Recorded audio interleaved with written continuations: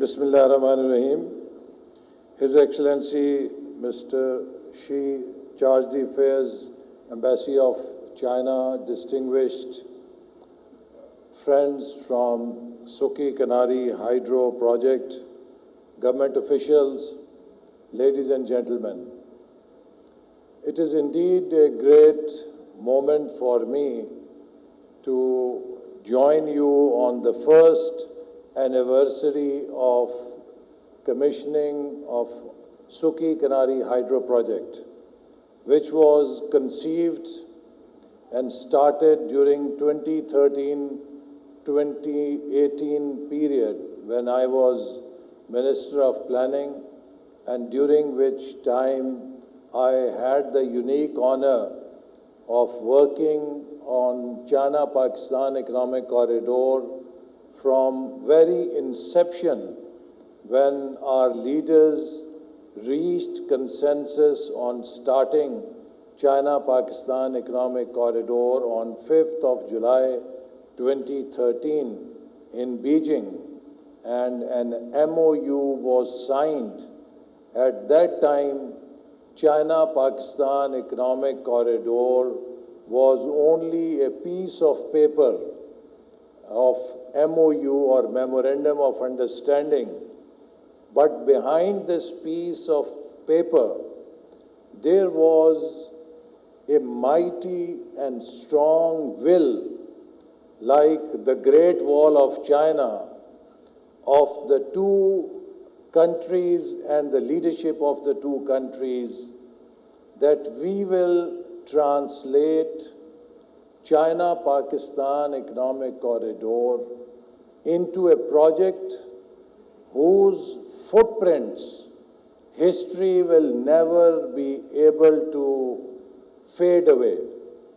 And as a result, today we see that China-Pakistan Economic Corridor has grown in its impact, in its significance, and in its contribution towards bringing the two countries together.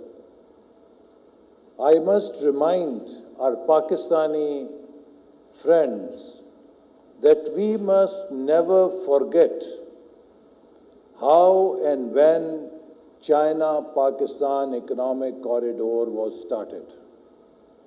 It started at a time when Pakistan was facing one of the worst political, economic, and social crises in its history.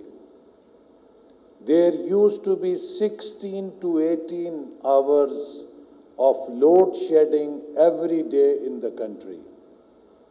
Pakistan at that time was also experiencing a very serious law and order situation. Almost every second or third day, there used to be a suicide bomber in some place in the country, and Newsweek at that time put Pakistan as the most dangerous country in the world. As a result, no one was investing in Pakistan. People thought that Pakistan is economically very weak and a very dangerous country to go. Even our own investors from Pakistan were not willing to invest under the energy policy that government had announced to set up new power plants. At that moment, China stepped forward, and China proved that a friend in need is friend indeed. And President Xi Jinping, when he visited Islamabad in April 2015, Pakistan and China signed MOUs on projects for over $46 billion. And within 3 years, we were able to realize and translate $25 billion worth of projects into implementation, or either they were completed or they were put into pipeline for work in progress, and that is where we left in 2018. And I am very pleased to say that this contribution that was done in the early harvest projects brought many dividends for Pakistan. Not only the 8,000 megawatts that was generated under CPEC projects brought us energy security, but it also helped Pakistan put into use or make one of its most precious assets productive. Pakistan had been blessed with a huge coal reserve in Thar, which was good for 400 years to produce 10,000 megawatts of energy annually. And we could not make use of this asset because we lacked financing as well as the technology for mining and putting up power plants there. Again, thanks to CPEC, that China provided us the financing, it provided us the technology, and today Thar is the capital of energy in Pakistan by producing cheapest electricity for Pakistan. So it was not only using our indigenous coal for energy, but CPEC energy portfolio was broad enough to also bring renewable energy into Pakistan. We set up wind energy plants, we set up solar energy park under CPEC, and we also started hydel projects under CPEC, and Suki Kanari is one of those clean energy plants that were set up under China-Pakistan Economic Corridor.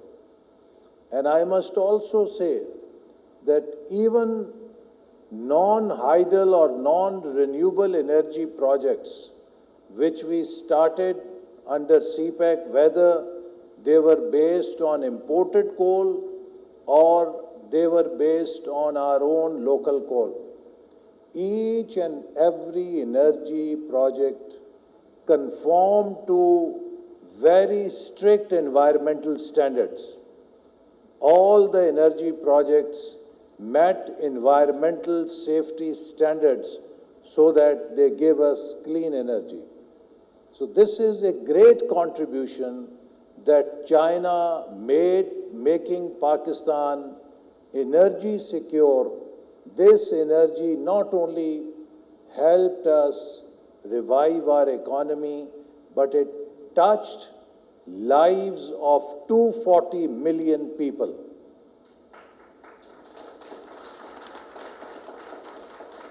With this energy coming into our system, our workers who worked hard either in their agriculture fields or in their factories could at least sleep in peace at night with fans on them. Otherwise, they were previously working during the day and keeping themselves awake during night because mosquitoes would not let them sleep because there was no fan or no energy. So, whether it was hospital, whether it was educational institution, whether it was factory, whether it was agriculture field, or it was home, everything today runs on energy. So this energy brought life back for 240 million people. So thank you, China, for your great support and help in making Pakistan self-sufficient in energy. Then under CPEC, We also built infrastructure projects. With Chinese assistance, we were able to construct Hazara motorway in KP province, phase 1 of KKH, and also state-of-the-art Multan Sakhar motorway, which also won international award for its quality. And these projects brought connectivity revolution in the country. And coupled with Multan Lahore motorway that we were able to construct through our own resources, this connectivity connected the whole country and also provided us the logistics backbone in our transportation system. We were also able to lay down fiber optic cable. That was the information highway that we laid through CPAC for 21st century digital economy. We also developed Gwadar, which was a small town, its infrastructure, and China helped construct state-of-the-art hospital, training institute in Gwadar, and other socio-economic development projects.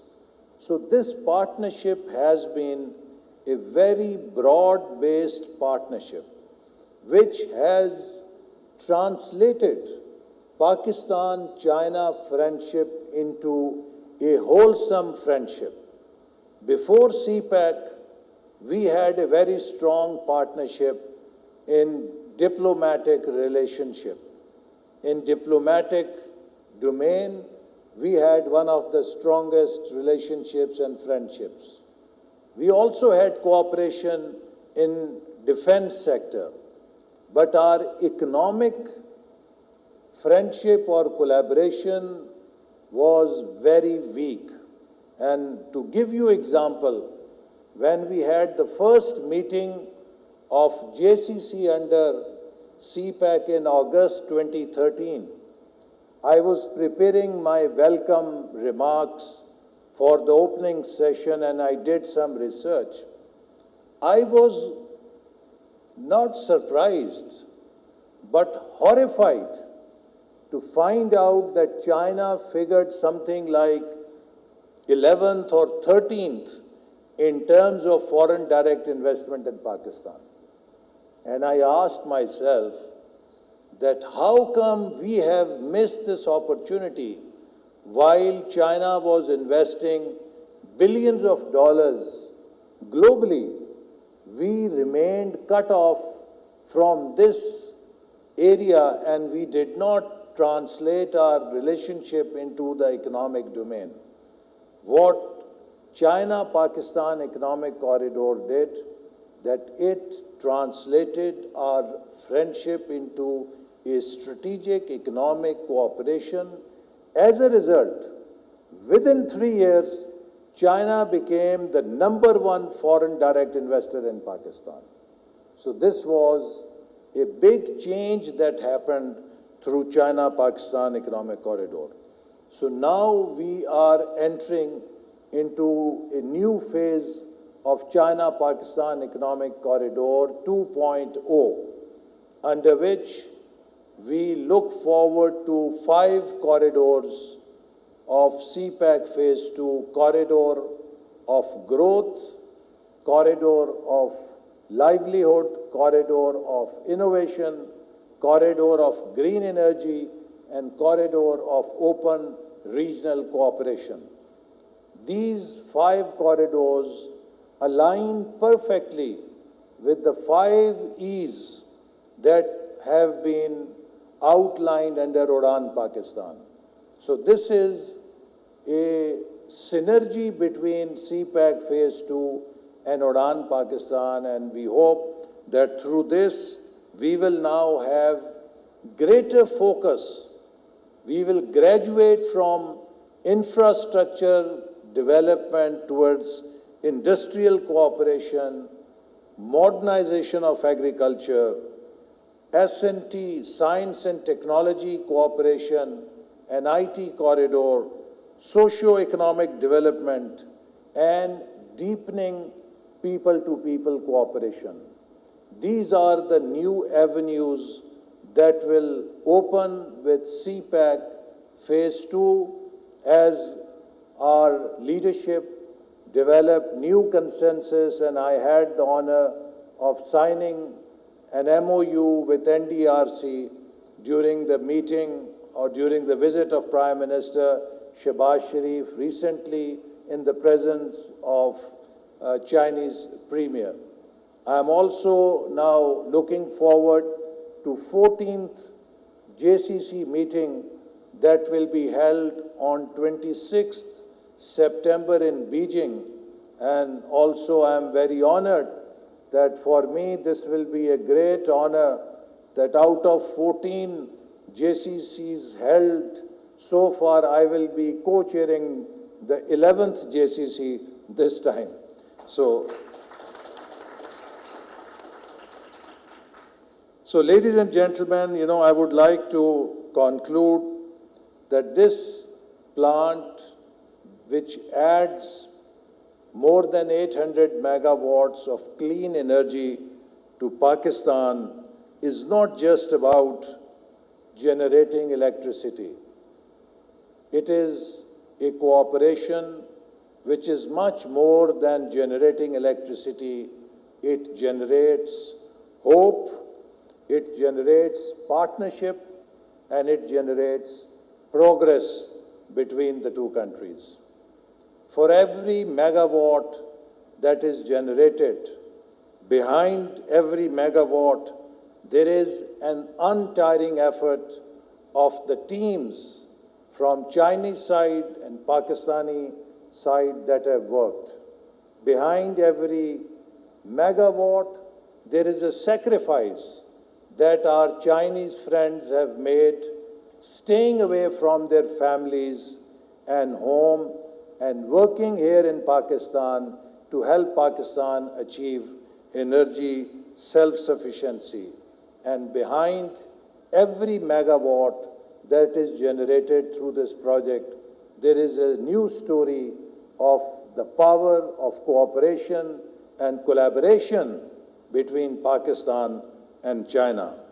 So as we move forward with a new journey of CPEC Phase 2, I am confident that this will be a new story and chapter in our relationship for starting a corridor of hope, a new corridor of harmony, and a new corridor of shared future between Iron Brothers. And this will bring prosperity to our people. It will give us new opportunities for our youth to have a better future. So let me again compliment the team that has worked tirelessly on this project, its engineers, its workers, its management, and China Energy and their partners for making this project a success. I wish them well, and I hope we will continue to celebrate not few, not dozen, but in years to come, hundreds of such examples and hundreds of such projects which will come as a result of China-Pakistan Economic Corridor, future phases, and the plan of action that our leadership has agreed. So long live Pakistan and China, friendship, Pak Chin Dosti, Zindabad.